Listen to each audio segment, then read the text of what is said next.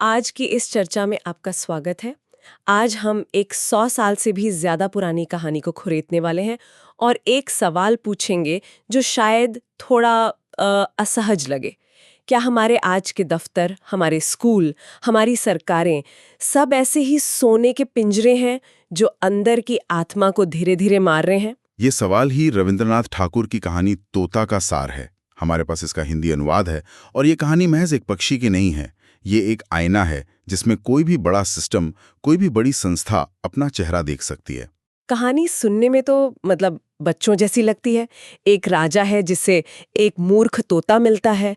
तोते में दिक्कत क्या है? वो गाता है, उड़ता है, फुदकता है, लेकिन उसे शास्त्र नहीं आते। राजा को लगता है कि ये तो सरासर बर्बादी है और वो हुक्म देता है कि तोते को शिक्षित किया जाए। और बस यहीं से कहानी एक डार्क कॉमेडी में बदल जाती है। बिल्कुल। और आज हम इसी कहानी की परतें खोलेंगे।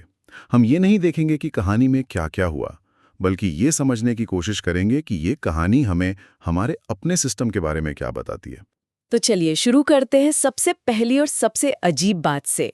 जब तोते को शिक्षित करने का फैसला होता है तो पंडितों की सभा बैठती है और वे इस नतीजे पर पहुंचते हैं कि तोते की सारी अज्ञानता की जड़ उसका मामूली सा घोंसला है। हाँ। तो पहला कदम क्या होना चाहिए? पढ़ाना? नहीं, उसके लिए एक शानदार सोने का पिंजरा बनाना। मुझे ये हमेशा बहुत अजीब लगता है। सिखाने से पहले पिंजरा क्यों? क्योंकि यहीं से सिस्टम की सोच में गड़बड़ी शुरू होती है। ये दिखाता है कि सिस्टम असल मकसद से ज्यादा उसके बाहरी तामझाम पर ध्यान देता है। तोते की भलाई, उसकी सीख, वो सब पीछे छूट जाती है। पहली प्रायोरिटी बन जाती है एक शानदार इंफ्रास्ट्रक्चर खड़ा करना, एक ऐसा ढांचा जो दिखे, जिसकी तारीफ हो। सही बात है। पिंजरा बनाना आसान है, शिक्षा देना मुश्किल, तो सिस्टम आसान रास्ता चुनता है। सही कहा। ये तो वैसा ही हुआ जैसे किसी शहर में अच्छी पढ़ाई और स्वास्थ्य पर ध्यान देने के बजाय हम बस चमचमाती इमारतें और फ्लाईओवर बनाने लगे। लोग पिंजरे को देखकर कहते हैं, वाह, शिक्षा की तो इति हो गई। मतलब पिंजरा ही तरक्की का सबूत बन गया। तोता तो तस्वीर में ही नहीं है। बिल्कुल। और ये एक ऐसी चीज है जो आज भी होती है। ये मुझे उन कंपनियों की याद दिलाता है जो शानदार ऑफिस, फ्री स्नैक्स और गेमिंग जोन बनाती हैं। लेकिन काम का कल्चर इतना टॉक्सिक होता है कि कर्मचारी अंदर से खोखला महसूस करता है। पिंजरा सोने का है, पर है तो पिंजरा ही। ध्यान असल मुद्दे से हटाकर दिखावे पर लगा दिया जाता है। और एक बार ये पिंजरा बन जाता है, फिर तो एक पूरी इंडस्ट्री खड़ी हो जाती है। सुनार को इनाम मिलता है, पोथियां लिखने के लिए लोग रखे जाते हैं, उनकी नकल करने वाले आते हैं, और फिर उस पिंजरे की देखरेख, मरम्मत, झाड़ पोंछ और पॉलिश के लिए अनगिनत लोग लग जाते हैं। एक तोते को पढ़ाने के नाम पर पूरा एक महकमा बन गया। यहाँ कहानी का दूसरा बड़ा पहलू सामने आता है। कोई भी सिस्टम जब उसे ठीक से ना संभाला जाए तो वो अपने असल मकसद को भूलकर खुद को बनाए रखने में लग जाता है। अब तोते को शिक्षित करने का काम वो तोते के लिए नहीं हो रहा, वो उस सिस्टम को चलाने, उसमें लगे लोगों को रोजगार और पैसा देने के लिए हो रहा है। हाँ, और मजे की बात यह है कि राजा के भांजे, पंडित और उनके तमाम रिश्तेदार इस काम में लगकर मोटे मोटे वेतन ले रहे हैं। हर कोई खुश है, सब कह रहे हैं देश में उन्नति हो रही है। ये तो किसी भी बड़ी ब्यूरोक्रेसी जैसा लगता है, जहां फाइलें आगे बढ़ाना ही काम बन जाता है, भले ही उन फाइलों से किसी का भला हो रहा हो या नहीं।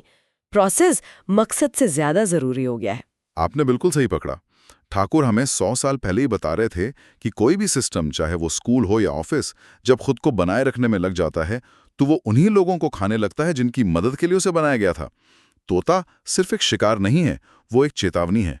सिस्टम का पेट भरने के लिए तोते का बलिदान दिया जा रहा है। अच्छा, लेकिन इस पूरे शोर शराबे में क्या कोई सवाल नहीं उठाता?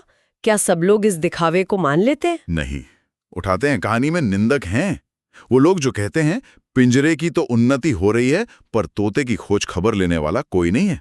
ये एक बहुत जरूरी हिस्सा है। और जब ये बात राजा तक पहुंचती है तो उनका भांजा, जो इस पूरे प्रोजेक्ट का इंचार्ज है, वो बहुत चालाकी से जवाब देता है। वो ये नहीं कहता कि निंदक गलत है, वो कहता है कि ये लोग ऐसी बातें इसलिए कर रहे हैं क्योंकि इन्हें इस प्रोजेक्ट से कोई हिस्सा, कोई पैसा नहीं मिल रहा। और राजा ये सुनकर मान भी जाते हैं। ये किसी भी सिस्टम का अपनी आलोचना से बचने का सबसे क्लासिक तरीका है। जब आपके पास जवाब ना हो तो सवाल उठाने वाले की नीयत पर ही सवाल उठा दो। उसे लालची, देशद्रोही या विकास विरोधी कह दो। इससे बहस असली मुद्दे से भटक जाती है। राजा को लगता है कि आलोचना गलत नियत से हो रही है, इसलिए उस पर ध्यान देने की जरूरत नहीं। व्यवस्था अपनी कमियों को सुधारने के बजाय आलोचकों को ही चुप करा देती है। और जब राजा खुद उस स्कूल का दौरा करने आते हैं तो ये और भी साफ हो जाता है।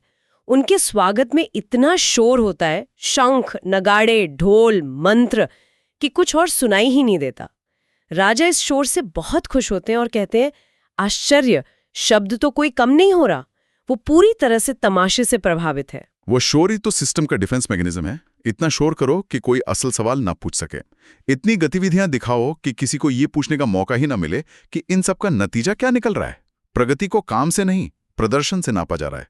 चलिए अब उस हिस्से पर आते हैं जो सबसे ज्यादा परेशान करने वाला है, पढ़ाने का तरीका। जब राजा पढ़ाने का ढंग देखते हैं तो वो भयानक है। पंडित लोग पोथियों के पन्ने फाड़ फाड़ कर कलम की नोक से तोते की मुंह में ठूंस रहे हैं। ये क्या है? ये किस तरह की शिक्षा है? ये शिक्षा नहीं है, ये कहानी का सबसे शक्तिशाली प्रतीक है।